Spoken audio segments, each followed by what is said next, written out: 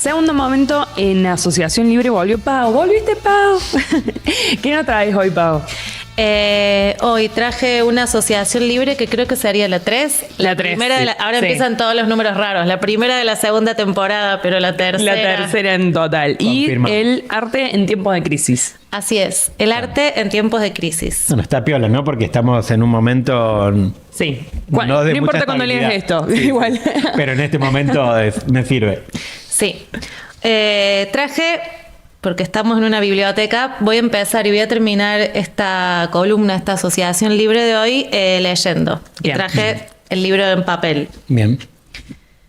Desde mi lugar, localidad arbitraria, manifiesto que ni un pobre deba ser normal. Travestida y puteando en la parte trasera, por la bodega de un supermercado de madrugada en penumbras por el 84, fue que conocí a la Francesca, cuando le pidió a los guardias algo para comer. La loca andaba dando pena, me dije, hasta que uno sacó una pistola y la amenazó con matarla. No la dejaron pasar del portón y se burlaron. ¿Qué querís, maricón feo? En medio de la trifulca, la travesti gritó: «Matame, po. ¿Creí que te tengo miedo? Dispará, po». Y los guardias que defendieron la propiedad privada del empresario se quedaron mudos. La Francesca, fracasada y hambrienta y sin ningún glamour, igual que la Silvia Rivera, esa travesti de Stonewall, se enfrentó a la posibilidad de morir y me dejó boquiabierta.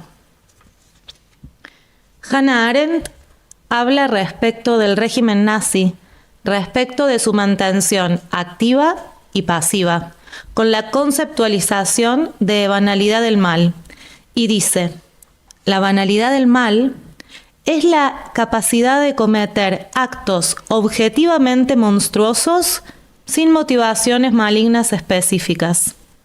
Los peores crímenes no requieren grandes motivos. No contienen ni ideologías, ni maldad, ni orgullo, ni envidia, ni odio o resentimiento. El hombre se transforma en algo superfluo, un ser del montón. La banalidad del mal reside en la ausencia de elaboración del razonamiento. Entonces el hombre no es ni demoníaco ni monstruoso, sino un ser normal, un copiador activo del mantenimiento del sistema, un contribuyente pasivo del régimen. Es decir, los ciudadanos normales siguen las costumbres, no reflexionan frente a una crisis y dejan pasar y se vuelven cómplices de la injusticia. Bien. Chan, fuerte. ¿Qué leíste? Ahí va, ahí va. Ah, bien. Se me ocurrió traer para hoy algunas líneas o algunas preguntas en realidad para que pensemos un poco la relación entre el arte y la crisis, o el arte en tiempos de crisis, como dice el nombre de la columna. ¿Qué relación hay, hubo o puede haber entre estas dos palabras, sobre todo acá por estas tierras, en nuestro presente y en nuestra historia reciente? En el país, pero también en nuestro territorio sudaca o en el ahora llamado sur global. Para arrancar, como vos preguntabas, Marian, traje a Claudia Rodríguez. Ella es poeta, activista y performer. Es una travesti chilena. Y esta es su poesía reunida en una edición que hizo Té de Burro acá en Córdoba. Bien. Me gustó la idea de traer libros en papel, como les dije. Y la escena con la que arranca, la del supermercado, la de la Francesca, nos ahorra toda la parte de tener que definir a qué nos referimos con crisis, de qué tipo de crisis estamos hablando y sobre todo a quién afecta. También nos da pistas sobre qué clase de arte o a qué clase de arte queremos hacer referencia, quiénes lo hacen posibles y desde qué lenguajes, desde qué posición lo hacen. La verdad que no se me ocurría hablar de otra cosa por estos días que no fuera de la crisis en mayúscula y de la crisis en minúscula en la que estamos todos envueltos como sociedad y como humanidad. Digo crisis y pienso en nuestra vida enloquecida, en Argentina ahogada por el imperio del FMI y la timba de nuestros payasos siniestros. Y también, obviamente, y como ya lo venimos charlando acá, pienso en Gaza.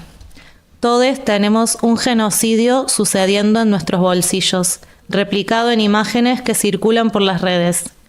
Un genocidio en tiempo real y a la vista de todos. La crisis se vive en clave de hambre, de horror, de desigualdad, de violencia. ¿Y qué hacemos con todo eso? Y sobre todo, ¿qué hace o qué puede hacer el arte con algo así? ¿En qué se convierte el arte cuando se enlaza a los contextos de crisis? ¿Reproduce la normalidad del sistema de la que habla la Claudia? ¿Aquieta? ¿Acusa? ¿Agita? ¿Revoluciona? ¿Conmueve? ¿Sirve para algo el arte en este contexto? ¿Tiene que servir para algo? ¿Para qué? ¿O para quiénes? ¿Cuáles son sus sentidos? ¿Dónde radica su potencia, si es que tiene alguna potencia? Cada una de estas preguntas abre un mundo, como siempre hacemos cuando nos preguntamos. Preguntar en este caso es un gesto que se transforma como en una invitación. Es una manera de hacer una invitación al pensamiento, una invitación a la conversación, mucho más que a la búsqueda de respuestas, que también es un gesto bastante poético y bastante a contrapelo, en donde parece que saber y que pensar es sinónimo de, en determinados relatos, como de tenerla clara, de tirar postas, de decir por dónde. Quizás el tipo de arte o el tipo de lenguaje que ensayamos acá tiene más que ver con eso, claro. Con la pregunta que abre otras preguntas o que abre una posibilidad más que busca ahí una respuesta. De todo lo que podría decir de esas preguntas del arte en contextos de crisis, elegí hacer asociación libre a partir de algo muy chiquito de lo que me di cuenta buscando materiales para la columna de hoy. Y tiene que ver con la forma en la que las mujeres, las trabas y las disidencias en general tienen para hablar de la crisis desde el arte. Y lo que me llamó la atención, por eso decidí cambiar toda la idea que tenía y modificar la columna, es el modo de decir, de construir un lenguaje, como decía recién, poético y político. Un lenguaje que es personal y general a la vez. En las canciones que busqué, los poemas, las imágenes, los escritos, encontré siempre la misma recurrencia. Por lo general, hay un uso de la primera persona, es decir, del yo, se parte de la primera persona, pero esa primera persona está puesta en un lugar corrido, que en realidad habla de todes, bueno, o al menos de un nosotros. Algo así como lo personal, colectivo, una mezcla de lo íntimo y lo general, un modo de decir que también es un modo de estar, de ver y de hacer. Es como una especie de yo, entre comillas, que puede contar la vida del sí mismo o de cualquier otra persona. Una especie de juego entre lo propio y lo impropio, como este texto de la Claudia, que arranca hablando de ella porque empieza travestida, puteando, o sea, nos arranca una escena en donde el punto de vista es ella, pero lo que nos cuenta y lo que nos sitúa va más allá de ese, no la excluye, sino que parte de ahí, la integra, tiene que ver con eso, pero abre otra cosa. No es un texto del yoísmo, que ahora está muy como en boga hablar de las narrativas del yo, y estas narrativas del yo que encuentro siempre se aparecen como corridas. Es como si fuera un yo, pero que no es de la primera persona.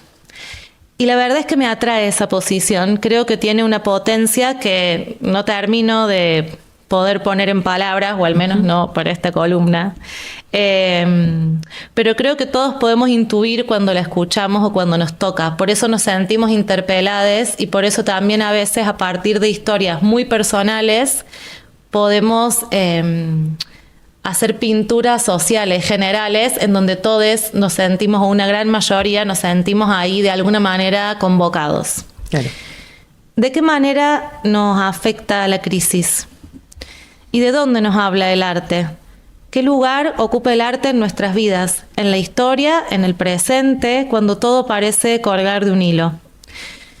quiero terminar este pequeño puntapié poético que traigo siempre leyendo también un fragmento de otro libro, en este caso de John Berger, porque a mí no me gusta decirle Bien. Berger. Es francés, por eso tiene esa pronunciación. Yo le digo Berger, Bien. que es como se escribe. Perfecto. Y dice así: Dale. no puedo decirte lo que hace el arte ni cómo lo hace, pero sé que el arte a menudo ha juzgado a los jueces, ha exhortado a los inocentes a la venganza y ha mostrado al futuro el sufrimiento del pasado para que no fuera olvidado. Sé también que cuando el arte hace eso, cualquiera sea su forma, los poderosos le temen.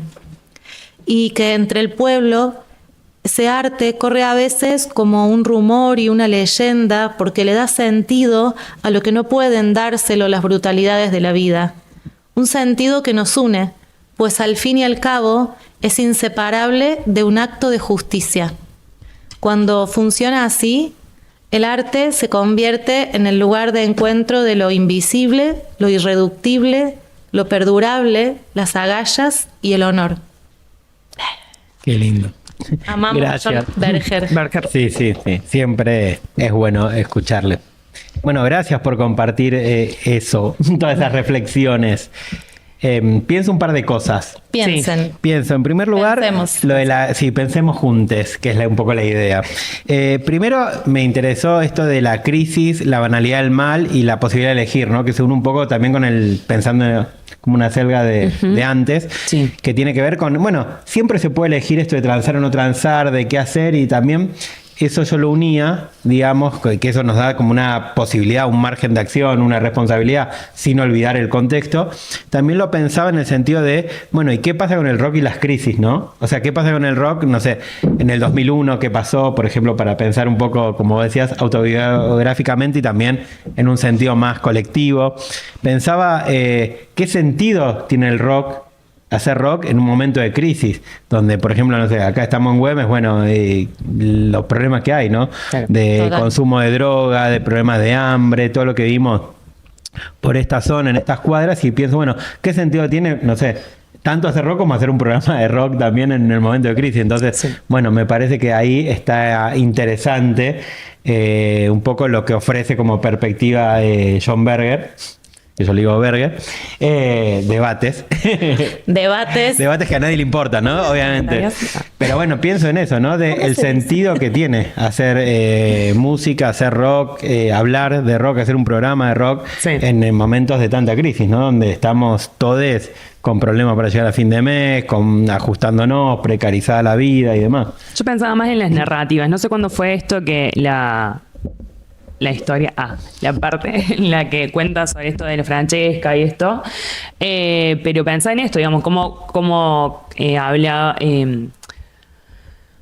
estamos hablando mucho, digamos, y haciéndonos mucho autobombo todo el tiempo con las cosas que vamos diciendo acá, de cada uno, y eso también es un reflejo de la realidad, digamos, y cómo puede ser un momento que habla del yoísmo, digamos, y de esta cuestión individual, y cómo a la vez también deja reflejo de todo lo que está pasando y que el otro le puede terminar interpelando de alguna manera y que va a dar después letra o pie para decir, bueno, che, mirá, pasaba esto. Yo como que pienso a veces en la importancia de poder contar las cosas y el arte como posibilidad de dejar de mostrar lo que está sucediendo, digamos, ¿no? Sí, a mí lo que me interesaba de las dos cosas que Sí. están diciendo, lo primero sobre las narrativas del yo, para mí que como todo, aunque no parezca, la idea del yo también está en disputa. Claro. Hay un psicólogo que también es escritor, que se llama Marcelo Persia, que a mí me gusta mucho, que tiene un textito que dice, digo yo como una excusa, un llamado. Como que el yo es la posibilidad, como que A ver, sí, esta idea de que el sí mismo no existe sin el otro, digamos, Sí. para incluso en la raíz del sí mismo está la idea de una relación, porque las personas no existen por fuera de las relaciones que crean. No podrías crear el yo Claro. en un contexto en donde hay otros. De ahí el problema del yo y el otro, lo otro, y cómo tratamos eso, si con extrañeza o sea, con hostilidad o con hospitalidad. ¿Qué hacemos frente a ese otro?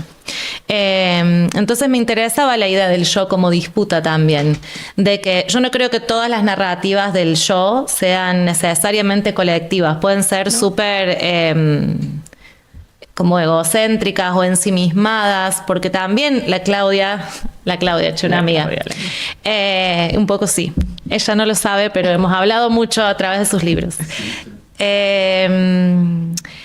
Ella también está hablando desde un lugar, o sea, ya arranca eligiendo un lugar de un yo que es como colectivo. Sí. Y también con esto de si tranza o no tranza, en eso de, al pensar un yo más colectivo, también lo vuelve más complejo. No sé, hay como algo de esto de transar o no transar, que sigue siendo en una posición más como binómica.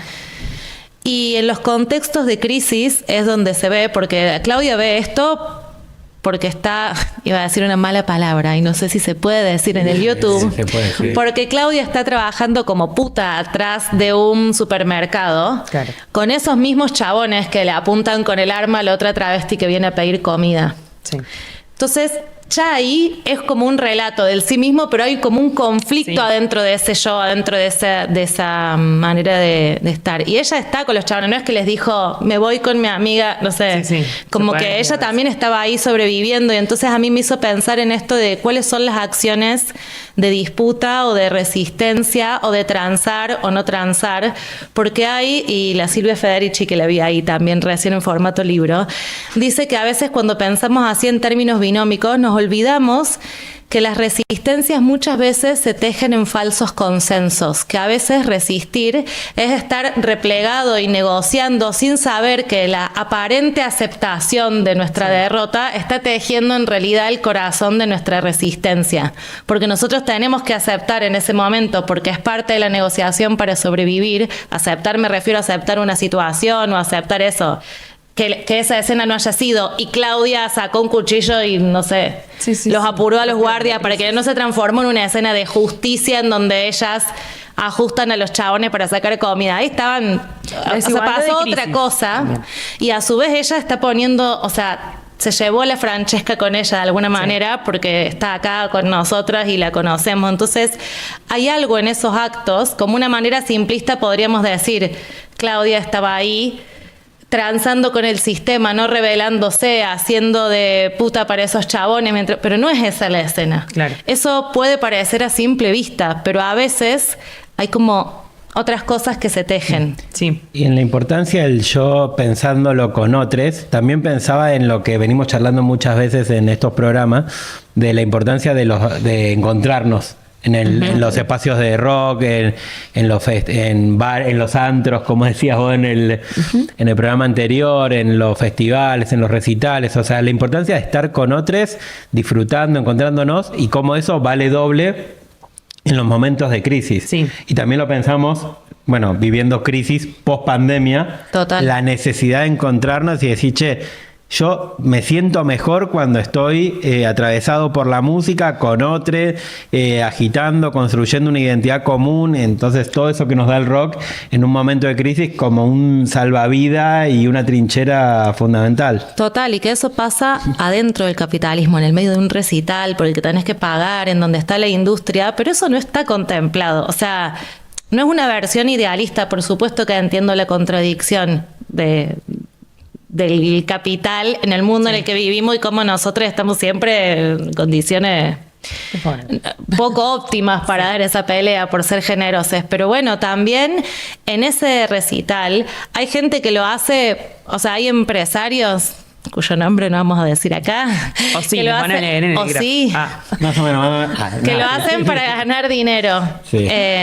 Centralmente es el espíritu que les mueve. Está bien, podrían ganar dinero haciendo otra cosa, hacen eso, pero bueno, el espíritu está puesto en lo comercial, pero la gente, como vos decías cuando hablas de eso, que la IA lo conoce, pasan otras cosas ahí, e incluso a los artistas, en el encuentro entre los artistas y su público, pasan más cosas, digamos, que solo resistir o negociar o claudicar, qué sé yo.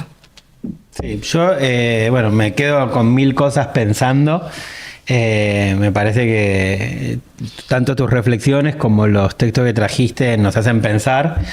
Y no sé si querías despedirte, como siempre, con algún tema y ¿Qué nos comentarnos trajiste? cuál y por qué. Traje un tema de la Sara Eve Bien. Sí. que se llama Intro Tierra. Es como la introducción de su disco Puentera, pero es toda una canción. Sí. Y es una canción que tiene también una primera persona colectiva, podríamos decir, esa ruptura entre el yo y los demás. Y también Sara es como una de las mejores representaciones de la crisis actual, ¿no? De las Sí. que venimos teniendo últimamente, 2001 para acá. Total. Sí. Es de las que mejores describen desde el palo del rock. Estaba un pensando poco. por qué a Sara Eve le describe la crisis, pero sí, ella describe No, la ella crisis describe a través de claro. su arte. Sí, Claro, sí, sí. Y lo combate. Sí. Y las combate. Bueno, nos vamos con este tema entonces. Nos vamos con eso. Muchas Gracias, gracias. Pau. Gracias.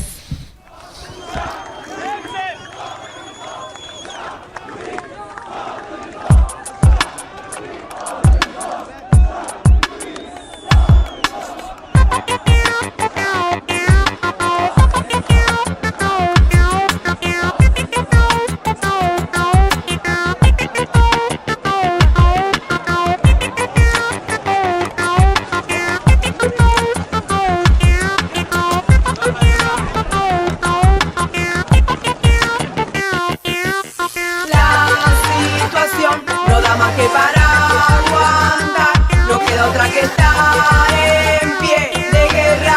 Esta mezcla de gata y perra come tierra. Los colores claros de la bandera dejan ver la historia oscura del país. La soja mató al trigo y sigue en la lucha el maíz. Por mi calle vuelan barcos sobre un mar de mierda y pis. Cada vida es un cuento fatal en el que siempre hay alguien por quien morís. Soy yo, los 90 me dejaron así. Ahora que tengo donde caer muerta necesito el valor de vivir. ¿Cuántas veces me mataron y ninguna desaparecí? Superproducción del subdesarrollo, el tercer mundo, puesto PRI. Tercer mundo, puesto PRI. La situación no da más que para aguantar. No queda otra que estar en pie de guerra. Esta mezcla de gata y perra come tierra. La situación no da más que para aguantar. No queda otra que estar en pie de guerra. Esta mezcla de gata y perra come tierra. Que me castren, que me corten el pelo, el celo, que me rapen, que me saquen el velo, el duelo, que no me corten el vuelo. ¿Qué querés? El planeta bajo tus pies, generación 8-3, donde atiende Dios, del país del 10. Mientras se sigan buscando ídolos no se va a armar equipo. Lo que no vomito lo escupo y si hay Dios seguramente es un grupo. El que mueve la sustancia, lo peor es la ignorancia, lo importante la constancia y que te den importancia. Al amanecer siempre se pierde la elegancia. Estamos juntos en el paraíso de los solos, donde reinan el amor y los homicidios con dolo. Somos vecinos pero está cada uno en su polo, mitad dentro y mitad fuera, no hay metáfora.